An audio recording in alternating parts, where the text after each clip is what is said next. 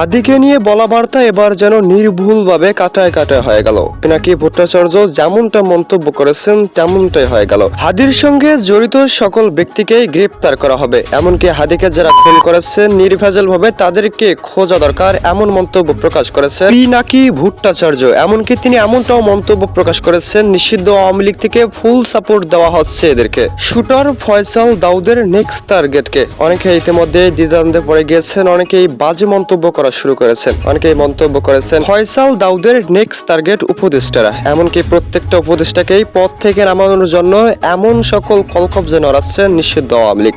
এমনকি জানা যায় ফয়সাল দাউদ ছিলেন নিষিদ্ধ আওয়ামী লীগের ছাত্রলীগের সদস্য।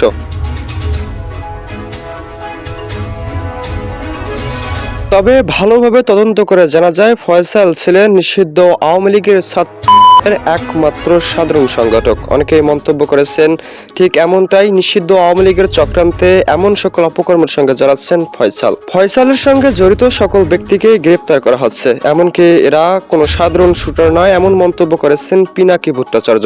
যদিও নিষিদ্ধ আওয়ামী লীগের ছাত্রলীগের ফয়সালকে গ্রেপ্তার করা হতো, তবে দুর্ভাগ্যবশত তিনি পালিয়ে গিয়েছেন ভারতে, এমনকি ট্রেনে করে সকাল সকাল দেশ ছেড়েছেন, এমনটাই জানান অনেকেই। তবে পিনাকি ভট্টাচার্যের বলা সকল কথা ধীরে ধীরে ফলছে, এমন বিশ্বাস অনেকেরই মধ্যে ছড়িয়ে পড়েছে।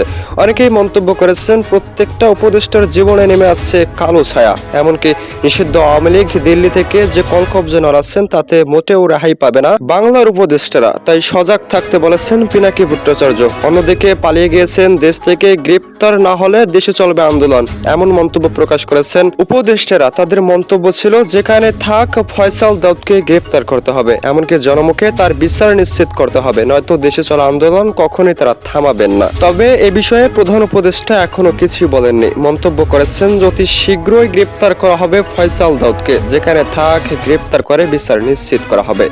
পিনাকি ভট্টাচার্যের মন্তব্য ছিল দেশে থাকা নিষিদ্ধ আওয়ামী লীগের বংশ নির্মূল করতে হবে, নয়তো একের পর এক এরকম ভাবে হামলা করবে নিষিদ্ধ আওয়ামী লীগের ছাত্রলীগ নেতারা। সরকারের কাছে প্রশ্ন করেছেন দেশে একের পর এক চলছে হত্যাকাণ্ড, তবে তেমন কোনো উন্নতি দেখা যাচ্ছে না, তেমন ভাবে গ্রেপ্তার করা হচ্ছে না। কেন বা দেশ থেকে পালিয়ে গেলেন ফয়সাল দাউদ, কি কারণে দেশ ছাড়লেন, কেমন করে দেশ ছাড়লেন জানতে চান পিনাকি ভট্টাচার্য। অন্যদিকে হাদি মৃত্যুর সঙ্গে লড়াই করছেন, এটি দুঃখজনক ভাবে দেখছেন পিনাকি ভট্টাচার্য। নিজেই মন্তব্য করেছেন হাদিকে যত তাড়াতাড়ি সম্ভব দেশের বাইরে নিয়ে যাওয়া হোক, তবে দেশের বাইরে নিয়ে গেলেও তেমন আশা দিচ্ছেন না ডক্টররা। এমনকি অনেকেই মন্তব্য করেছেন হাদির কিছু হয়ে গেলে হাজারটা হাদি জন্ম নেবে, তবে ফয়সাল দাউদের বিচার নিশ্চিত করতে হবে। জনমুখে ফয়সাল দাউদের বিচার চেয়ে আবেদন করেছেন অনেকেই, নয়তো দেশে থাকা আন্দোলন থামাবেন না।